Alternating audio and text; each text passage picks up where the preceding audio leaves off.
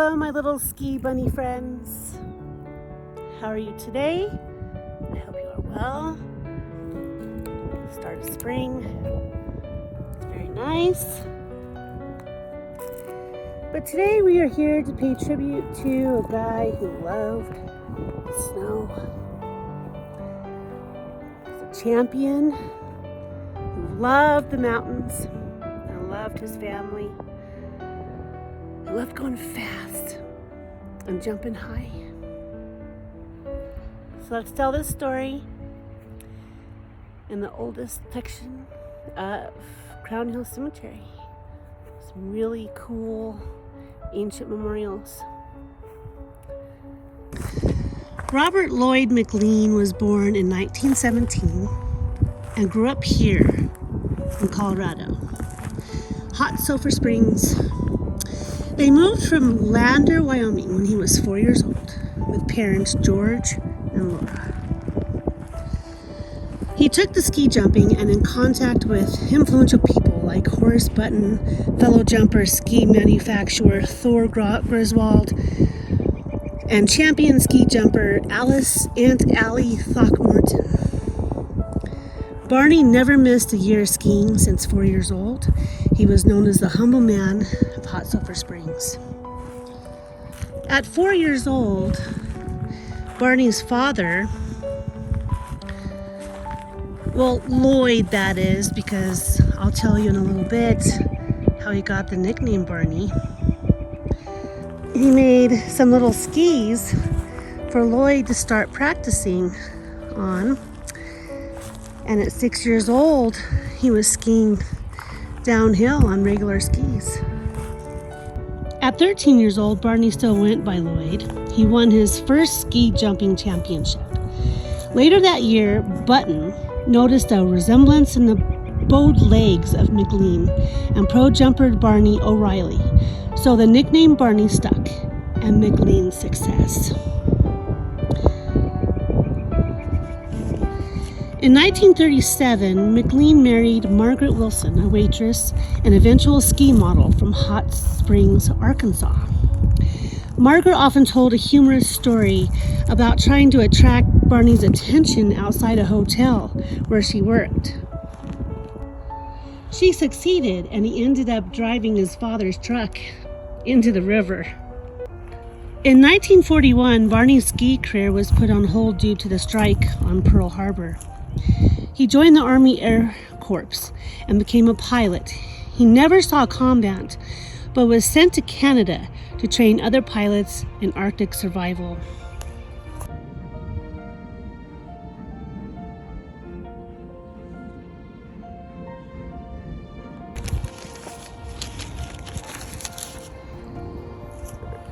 In 1943, the military put on a ski competition at Ski Cooper, where Barney bested the 10th Mountain Division. He began skiing seriously again in 1946. He later won the Roch Cup in Aspen, Colorado, taking home another national championship in the combined skiing division. Within a week, he was moved up to Class A. That same reason he placed second at the Hot Sulphur Springs Winter Carnival jumping competition in Class A.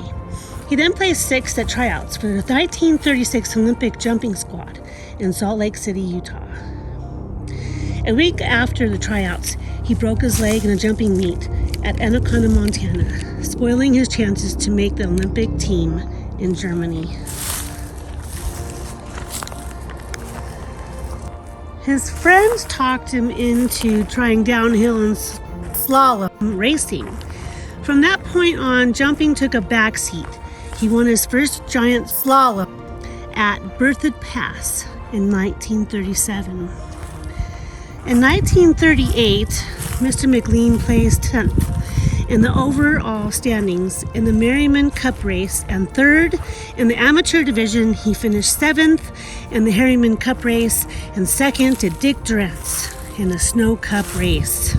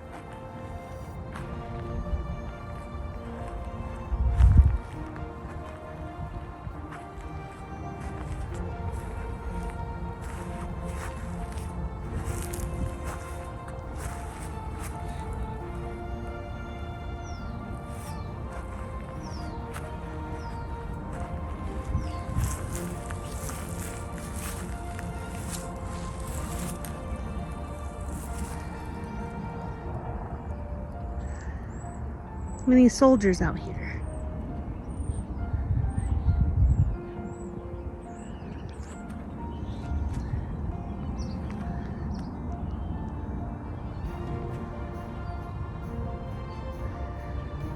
The oldest section at Crown Hill Cemetery.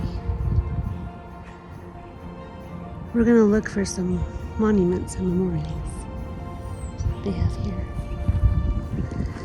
But we're gonna give the goings on here a wide berth as well.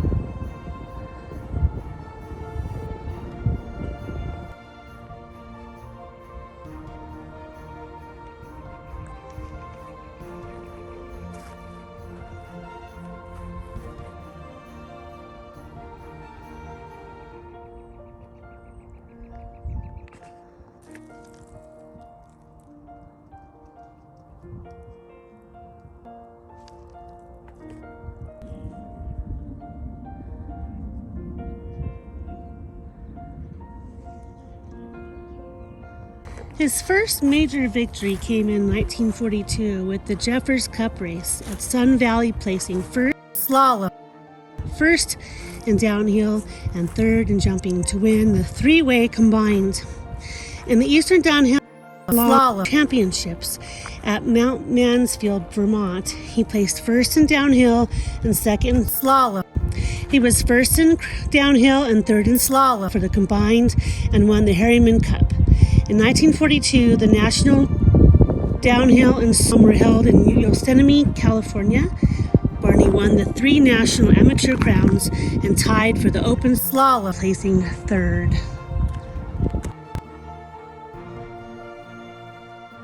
He suffered a serious leg injury in Aspen in 1947, but was able to compete in the 1948 Winter Olympics in Switzerland, and was chosen as a ski team captain by his teammates. 2 weeks before the games, he raced in what was later called his personal Olympics, winning the Swiss National Championships. He slid off course in the Olympics and failed to medal. After the games, he traveled around Europe and South America, winning the Argentinian national championships in slalom and downhill.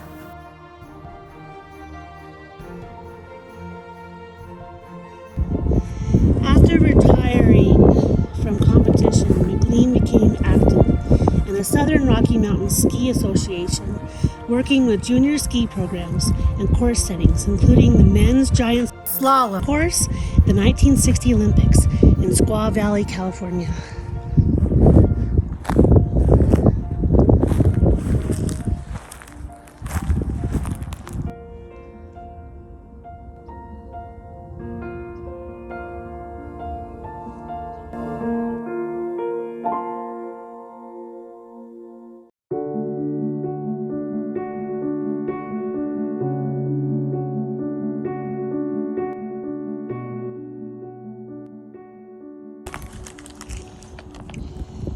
He was recognized by the International Legends of Skiing Hall of Fame in 1996, along with the Colorado Sports Hall of Fame and the Colorado Ski Hall of Fame. In addition, he was honored by Sports Illustrated.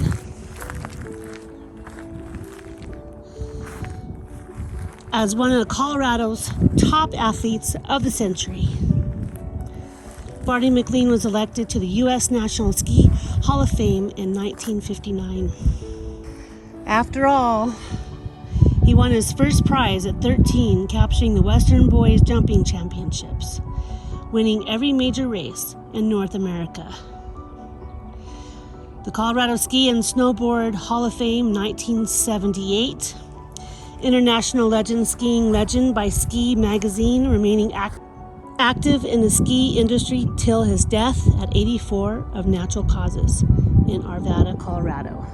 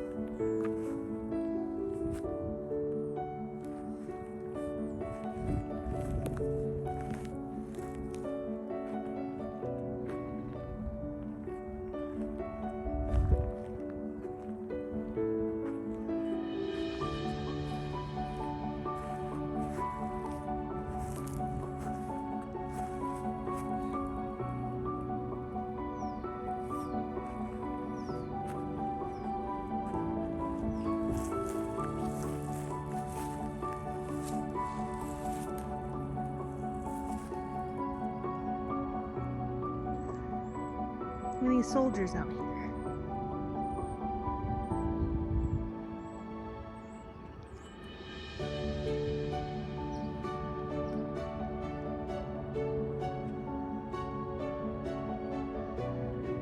The oldest section at Crown Hill Cemetery.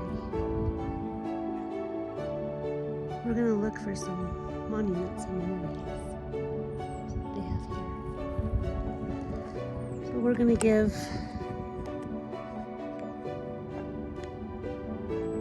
the goings on here a wide berth as well.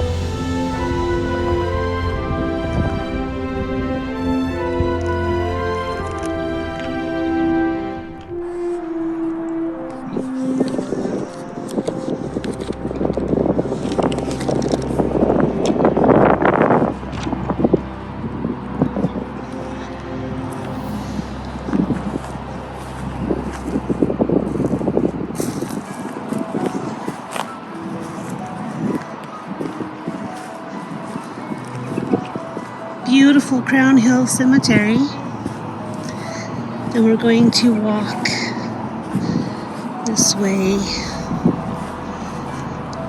to Mr. McLean and his wife. Final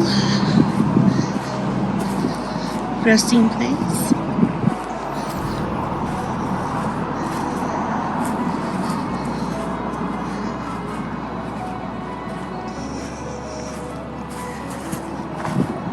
Right here by this pretty little tree, and I was very happy that they had some vases so I could give him some pretty flowers and some little fun little tributes.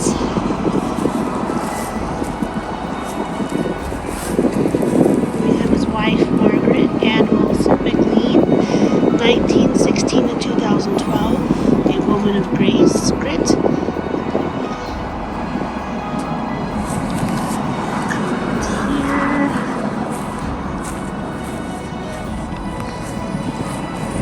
Robert Lloyd McLean Barney, 1917 to 2005, a man who matched the mountains.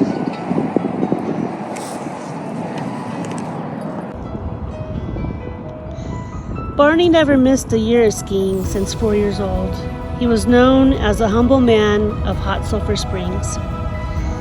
As was quoted by his daughter, Melissa, "He taught me to really love and appreciate the mountains. It was always more about that than the competitions. It was about appreciating where you are, where you live, and what we have." Barney skied his last run March of 2005 at 88 years old with a torn ACL and facing a foot of fresh powder, but nothing ever deterred him. He skied down Mary Jane Trail, a run he once helped to create, one last time with grandchildren in tow. He passed away 4 months later. I really wanted to come and tell his story. I came here a few times. I thought it'd be cool with some snow on the ground, but I couldn't find his grave because it was snow on the ground. So I waited a little bit. It's just past winter. It's a lovely spring day. Mr. McLean's been on my mind for quite a while. I wanted to come and tell his story. It's a beautiful day, a little bit windy. We're in a little bit of a cloud bank, a little chilly. I thought his name was quite unique, considering he's a multi-champion downhill jumping skier. I mean, that's what an amazing life. We pay tribute to you, Robert Lloyd McLean, Barney, and your story teaches us to always follow our dreams and our goals, never give up, no matter what happens. Thank you, and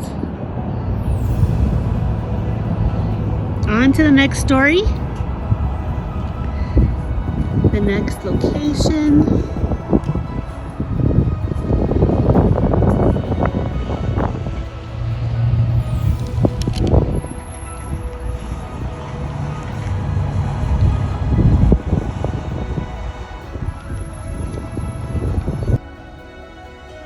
Thank you very much for joining me on my tribute story to a Mr. Lloyd Barney McLean. I love doing these stories and telling them to you.